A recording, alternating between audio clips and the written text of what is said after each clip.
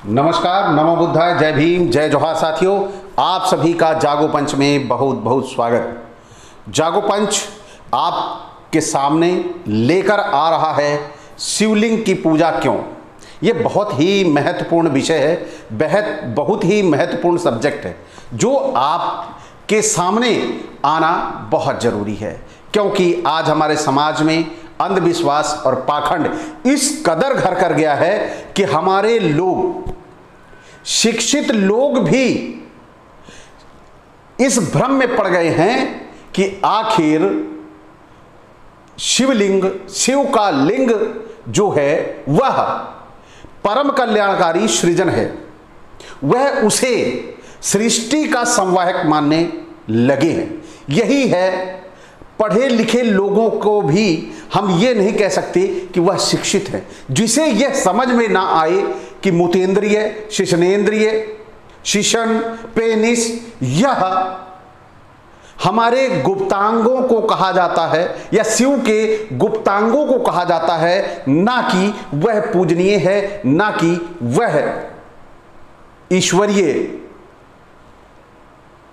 एक कृति है जिससे उसकी पूजा होनी चाहिए। यह उचित है या अनुचित है, इसका भी भेद नहीं कर पा रहे। माना हमने कि पीछे सदियों में हमारे समाज के लोग शिक्षा के अभाव में वह इस बरगलाने वाली झांसे में फंस गए थे, लेकिन आज जब शिक्षा का प्रादुर्भाव हो रहा है, शिक्षा का उद्भव हो रहा है, तो हमारे लोग उससे भी ज्यादा गर्त में गिरे जा रहे हैं अंधविश्वास और पाखंड के।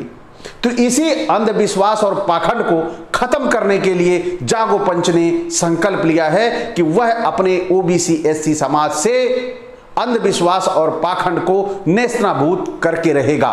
तो साथियों, आज हम आपके लिए लेके आए हैं जागो पंच में शिवलिंग की पूजा क्यों का चौथा भाग। इसमें इस चौथे भाग में आपको ये देखने को मिलेगा कि कैसे शिवलिंग कैसे बना, शिवलिंग का निर्माण कैसे हुआ, शिव की पूजा कैसे शुरू हुई, यह आगे की सीरीज में पता चलेगा। लेकिन शिवलिंग का निर्माण कैसे हुआ, यह शिवलिंग बना कैसे, आज के वीडियो में आपको पता चलेगा। तो साथियों, कुछ साथियों ने हमारे कहा कि मैं जैसे संस्कृत स्किप कर देता हूं तो संस्कृत में डिस्प्ले भी करता हूं, तो संस्कृत आप पढ़ सकते हैं। कुछ मैं भी अब ऐसा करूंगा कि जो थोड़ा पढ़ के भी बताया करूंगा, क्योंकि कुछ लोग हैं जो वीडियो इस स्क्रीनशॉट को यहां लगा हुआ है जो उसको देख नहीं पाते हैं, उन्हें दिखाई नहीं देता है। तो मैं उन संस्कृत के शब्दों को भी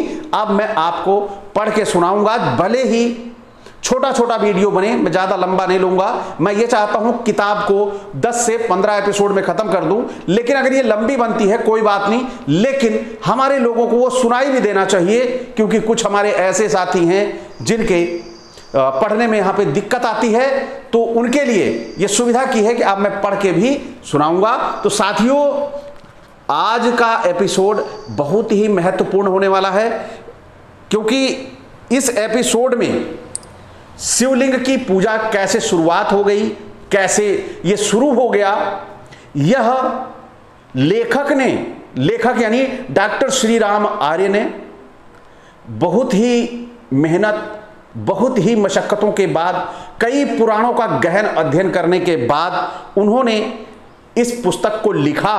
और इस पुस्तक को आप सभी पहले एपिसोडों में देख चुके हो, मैं बता भी चुका हूं कि इस पुस्तक के ऊपर उत्तर प्रदेश गवर्नमेंट ने और पौराणिक जिनकी भावनाएं शिक्षा के अभाव में, शिक्षा भले प्राप्त है वो, लेकिन शिक्षा उसे कहते हैं जब उसे पता चल पाए, सही मायनों में अर्थ जान पाए।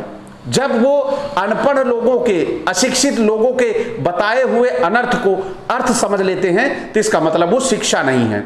यानी हम अगर लिंग को यह समझ बैठे कि वह परम कल्याणकारी सृजन है, तो निश्चित तौर पर हम शिक्षित नहीं हैं या हम अशिक्षित ही हैं, क्योंकि हम यहां पर हमारे पास है, तब भी हम नहीं समझ पा रहे हैं। हमें कोई दूसरा बता रहा है कि इसका मतलब कुछ और होता है।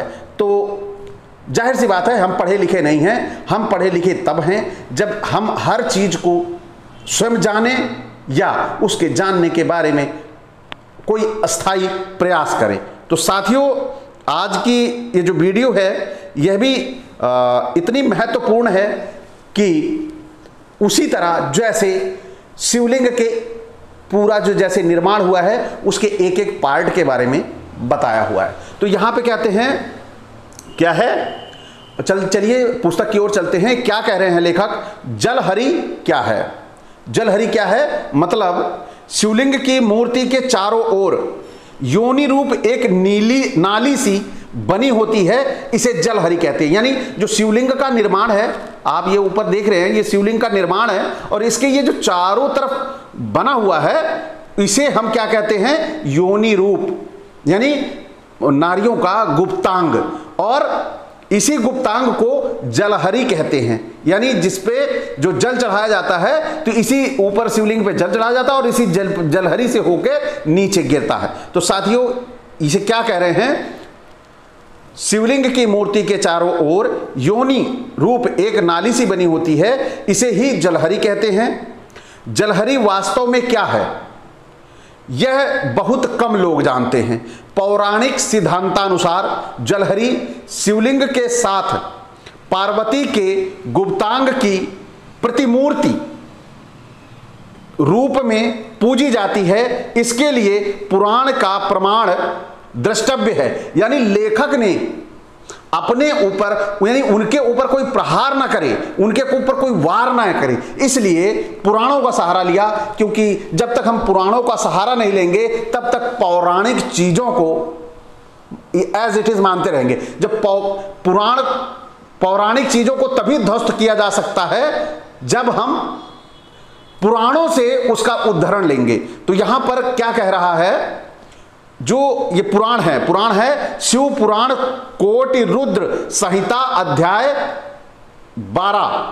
तो क्या कह रहा है ये? गिरिजाम योनि रूपाम च वाणस्थाप्य शंभु पुनः तत्र लिंगम च तथास्पाम पुनश्चैव भीर मंत्रयत। यानी यह कह रहा है गिरिजा यानी पार्वती के नारी जननेंद्रिय के आकार की, यानी जो शुभ वाणाम स्थापित शुभ जलहरी बनाकर फिर उसमें शिव उपस्थेंद्रिय को स्थापित करके फिर उसका पूजन करो। यानी पार्वती का जो गुप्तांग है उसके आकार का, उसी की तरह शुभ जलहरी बनाकर उसमें शिव लिंग को, यानी जो पार्वती का जो गुप्तांग था उसमें शिव का लिंग स्थापित करके उसकी पूजा करो। अब इस सीधा सीधा यहां पे दिखा रहे हैं, बता रहे हैं, लेकिन हमारे समाज के लोग कहते हैं कि ये शिवलिंग एक प्रतीक है। अब यहां पर आपकी समझ में सीधा सीधा वो कह रहा है कि पुराण कह रहा है कि कैसे उसको स्थापित कहां करके, यानी उस गुप्तांग में स्थापित करके पूजा करो, और हम इसे प्रतीक मान रहे हैं। क्या यह हमारी समझ से परे है या हम सब जानबूझकर समझना नहीं चाहते? आखिर क्या है शिक्षा? हमें शिक्षा किस तरह की मिल रही है? हमें शिक्षा अक्षर ज्ञान की मिल रही है, हमें शिक्षा ज्ञान की मिल रही है कि हमारा विवेक जागृत हो, या हमें शिक्षा मिल रही है कि हम मूढ़ बन जाएं? अक्षर ज्ञान ही शिक्षा नहीं है।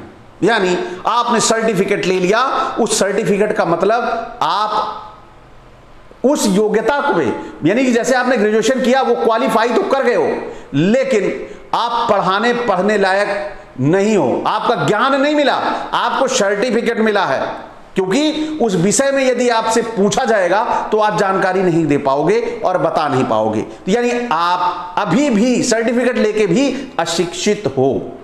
तो यहां पर साफ साफ कह रहा है कि वो जलहरी जो है वो नारी का गुप्तांग है, और उसमें शिव का लिंग स्थापित करके, यानी उस गुप्तांग में लिंग स्थापित करके उसकी पूजा करो। और हम इसे प्रतीक मानकर गले लगाए बैठे हैं और अपनी आंखों पे अंधभक्ति का चश्मा चढ़ाए बैठे हैं। आइए आगे चलते हैं, क्या कह रहे हैं? शिवलिंग शिव की मूतेंद्रिय ही है, यानी शिवलिंग जो है वो शिव जी का प्राइवेट पार्ट लिंग ही है, क्योंकि जब तक हम ये सिद्ध नहीं करेंगे कि ये वही है। हमारे पढ़े लिखे लोग बड़े भोले भाले होते हैं, ये अपने दिमाग पे बिल्कुल कतई जोर नहीं देना चाहते। यह जो एंटीना रखा हुआ 8वीं 10वीं पढ़ा हुआ एक ग्रेजुएट व्यक्ति को, एक डॉक्टरेट व्यक्ति को जो बता देता है, वह उसका भजन करने लगता है। किसमें? आध्यात्मिकता के क्षेत्र में ले जाके गोते लगवा देता है। और आध्यात्मिकता में क्या? पूरी चारों तरफ अंधेरा, ज्ञान का कोई सोर्स नहीं आध्यात्मिकता के क्षेत्र में। आइए आगे चलते हैं, क्या कह रहे हैं ये? प्रत्यक्ष मिह देवेंद्र पश्यलिंगम भगान्वितम देव देवेंद्र रुद्रेण संहार हेतुना। अब ये महाभारत अनुशासन पर्व अध्याय 14 से लिया गया है। इसमें कह रहे हैं, हे देवेंद्र, देवेंद्र यानी सृष्टि संहार हेतुना, सृष्टि और संहार के कारण भूत देवाधिदेव। कौन देवाधिदेव? शिवजी। देवाधिदेव शिवजी पुरुष व नारी जननेंद्रिय से चिन्हित लिंग मूर्ति धारण की है, उसे आप प्रत्यक्ष देख ले। देखिए यहां भी सुस्पष्ट हो रहा है कि वही मूतेंद्रिय ही लिंग है, क्योंकि आज का ये जो वीडियो है, कई लोगों ने कहा कि आपने इसमें स्पष्ट नहीं किया है कि वही शिवलिंग लिंग है, ये स्पष्ट नहीं किया है। एक ही एपिसोड में जाना चाहते थे, जबकि ये जब आपको 18 पुराणों, 4 वेदों और पता नहीं कितनी हजार स्मृतियों से आपको बेवकूफ बनाया गया है, तो क्या आप एक ही एपिसोड में ये जान लेना चाहते हो? समझ जाओगे कि शिवलिंग ही शिव का लिंग है। तो आज इसमें पुराणों का ये जो श्लोक अभी आपने सुना, वो 2 चीजों से स्पष्ट हुआ। दो पुराणों ने यह स्पष्ट किया कि शिव का लिंग ही शिवलिंग है। आइए आगे चलते हैं। इस प्रमाण से स्पष्ट हो जाता है कि शिवलिंग की मूर्ति नर व नारी की जननेंद्रिय की संयुक्त प्रतिमूर्ति अर्थात नकल है। जननेंद्र की पूजा का विधान, जननेंद्र की यानी इस प्राइवेट पार्ट की और मूतेंद्रिय की पूजा का ये विधान आया कहां से? भगेन सहितम लिंगम भगलिंगेन संयुत इहामूत्र चय भोगार्थ नित्य भोगार्थमेव च भगवत महादेव शिवलिंगम प्रपूज्येत स्वचिन्ह पूजनम प्रीत चिन्ह कार्य नवीयते चिन्ह कार्य तुजान्मादि जन्माधम विनिर्वर्तते। शिव पुराण विंध्येश्वरी टीका संहिता अध्याय 16 ये क्या कहता है? नारी जननेंद्रिय सहित पुरुष जननेंद्रिय और पुरुष जननेंद्रिय सहित नारी जननेंद्रिय, यही दोनों परस्पर भोग के निमित्त और नित्य भोग के लिए हैं। भगवान महादेव का लिंग रूप में पूजन करें, यानी भगवान महादेव का लिंग पूजन के रूप में स्वीकार करें, इसे स्वीकार करिए। अब इसके बावजूद भी इतने प्रमाण 1 2 3 लेखक ने इसमें शिवलिंग की पूजा क्यों, पुस्तक में 3 प्रमाण दिए हैं। 3 प्रमाण दिए हैं कि वह शिव का प्राइवेट पार्ट ही है। अब आगे चलते हैं। शिवजी अपने पुरुष चिन्ह अर्थात लिंग को पूजने से प्रसन्न हो जाते हैं। इसमें चिन्ह कार्य नहीं प्राप्त होता है, अर्थात मोक्ष हो जाती है। चिन्ह कार्य जन्मादि का कारण है। चिन्ह यानी लिंग, चिन्ह माने यहां चिन्ह जहां बोलेंगे वहां लिंग समझेंगे। चिन्ह पूजने से जन्म मरण के बंधन से निवृत्ति अर्थात छुटकारा हो जाता है। गजब गजब की साइकोलॉजी है। लेकिन यहां पर फिर एक श्लोक और स्पष्ट कर रहा है कि वही पार्ट जो है शिव का लिंग है। आगे इस प्रकार पुराण के अनुसार तो शिव का लिंग पूजने से प्राणी मात्र को जन्म मरण के बंधन से छुटकारा मिल जाता है। तब तो पुराणकार को शिव की गुदा पूजने का लाभ भी बता देना चाहिए था। वाह क्या बात है, इस लेखक ने तो श्रद्धा से सिर नीचे करवा दिया कि बार बार मैं इस लेखक को नमन करता हूं कि इन्होंने कितना भयंकर सोच रखी है कि यहां पर इन पुराणकारों को कहा है कि अगर जब शिव की लिंग पूजा योग्य है तो इन पुराणकारों को शिव की गुदा पूजने का लाभ भी बता देना चाहिए था। उनकी गुदा पूजने का क्या लाभ है, ताकि दुनिया का कोई भी व्यक्ति किसी तरह के किसी भी लाभ से वंचित न रहता। धन्य हो ऐसे कपटी नीच कलंकित पुराणकारों को। लेखक की जय जय हो। मैं डॉक्टर श्री राम आर्य जी को कोटि कोटि नमन करता हूं कि उन्होंने हमारे समाज को जगाने के लिए, हमारे समाज को जागृत करने के लिए इतनी नायाब पुस्तक का निर्माण किया। तो आगे चलते हैं। शिवलिंग व जलहरी का स्पष्टीकरण, यानी अभी भी हमारे लोगों को यह भ्रम है कि जो शिवलिंग है वह लिंग नहीं है। तो लेखक ने इसे क्रमबद्ध रखा है कि हमारे लोगों को अच्छी तरह से समझ में आ जाए। लिंग वेदी महादेवी लिंग साक्षात महेश्वरा तयो संपूजना देवत चासा समचरित। शिव पुराण वायु संहिता उत्तरखंड 34। लिंग वेदी यानी लिंग वेदी का मतलब जो जलहरी है जिसमें शिव स्थापित है, जो नीचे से गोला घेरा देखा हुआ है आपने, उसी को जलहरी बोलते हैं। ये मैं पहले भी बता चुका हूं। तो लिंग वेदी पार्वती हैं और लिंग साक्षात शिवजी हैं। इनके पूजन से दोनों का पूजन हो जाता है। शिव की नाभियुक्त लिंग पूजा का विधान। शिव नाभिमयम लिंगम प्रति महर्षि भी श्रेष्ठम च सर्वलिंग भय स्मात पूज्य विशेषता।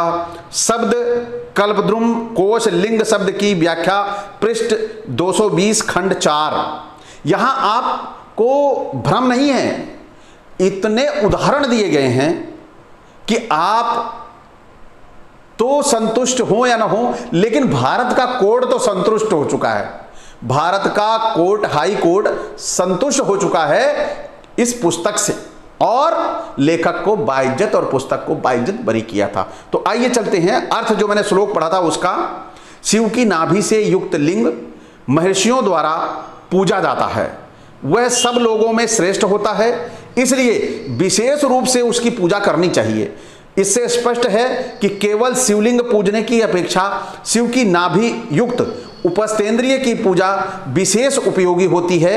इन प्रमाणों से स्पष्ट है कि शिवलिंग पूजा के रूप में नर व नारी की उपस्थेंद्रिय शिवलिंग व जलहरी के रूप में मंदिरों में पूजी जाती है। पाठक पूछ सकते हैं कि शिव को उपस्थेंद्रिय पूजा का शाप अनसुईया से व्यभिचार की चेष्टा करने पर लगा था, पर पार्वती को उसके साथ क्यों घसीटा गया। इस विषय में पुराणों में एक विस्तृत कथा आती है। हम संक्षेप में उस कथा का यहां उद्धृत कर रहे हैं। तो इस कथा को हम अगले भाग में आपको देंगे और आपसे चाहेंगे कि ये जो पार्वती का पार्ट यानी कि नारी का गुप्तांग शिवलिंग के साथ क्यों घसीटा गया, इसे हम अगले भाग में देंगे, जिससे आपको यह स्पष्ट हो जाए कि लिंग के साथ जलहरी कैसे आई, यानी स्त्रीय जननांग कैसे आया। इसके बारे में भी इन्होंने इतिहास बना रखा है, इन्होंने लिख रखा है, कोई भी पार्ट इन्होंने छोड़ा नहीं है। इनके लेखक बड़े ही उम्दा कोटि की उच्च कोटि के थे, जिन्होंने हमारे समाज को जो नहीं पूजना चाहिए था, जहां से मल मूत्र जैसी गंदगियां निकलती हैं, उस तक की पूजा करवा दी। तो ये हमारे दिमाग का वो पैमाना है कि अगर हम इसकी पूजा कर लेते हैं तो निश्चित तौर पर हमें कुछ भी कैसे भी कोई भी काम करवाया जा सकता है, कहीं भी अंधविश्वास में लगाया जा सकता है। ये वो पैरामीटर है चेक करने का। तो जो हमारे समाज के अंधविश्वासी पाखंडी लोग हैं, इस पैमाने को क्यों स्वतः उनको देते हो? तो यही समझना है हमारे समाज को। और इस पुस्तक ने बहुत बड़ा संदेश दिया है। ऐसी पुस्तकों को हमारे समाज में पहुंचने नहीं दिया जाता, जाने नहीं दिया जाता, इन पर रोक लगाई जाती है, मुकदमे किए जाते हैं, क्योंकि ये जागृति फैलाते हैं और लोगों को जागरूक करते हैं। तो साथियों, पुस्तक को रोक सकते हैं, लेकिन ये वीडियो आपके सामने जा रहा है, ये वीडियो आप ज्यादा से ज्यादा शेयर करिए, जिससे इस पुस्तक का मैसेज, संदेश लोगों तक जा सके, वो समझ सकें कि शिवलिंग ही शिव का लिंग है और कोई बहकाता है तो उससे सारी जानकारी ले, भ्रम में न डाले, अध्यात्म के बारे में बताकर आपको बेवकूफ ना बनाए। तो साथियों, आज का ये वीडियो कैसा लगा? शिव का लिंग ही शिव का शिवलिंग है, शिव का लिंग ही शिवलिंग है। ये वीडियो आज कैसा लगा? अच्छा लगा हो तो लाइक करें, और जो हमारे नए साथी हैं उनका बहुत बहुत स्वागत, अभिनंदन, और आप सबसे आग्रह कि चैनल को सब्सक्राइब कर लें और बेल आइकन की घंटी दबा लें, जिससे हमारे आने वाला वीडियो का नोटिफिकेशन आप तक त्वरित गति से पहुंच जाए। इसी के साथ आपसे यही आग्रह कि आप सभी जागो पंच के साथ बने रहें और जागो पंच को बहुत सारा प्यार दें। इसी के साथ आपसे विदा चाहेंगे। नमस्कार।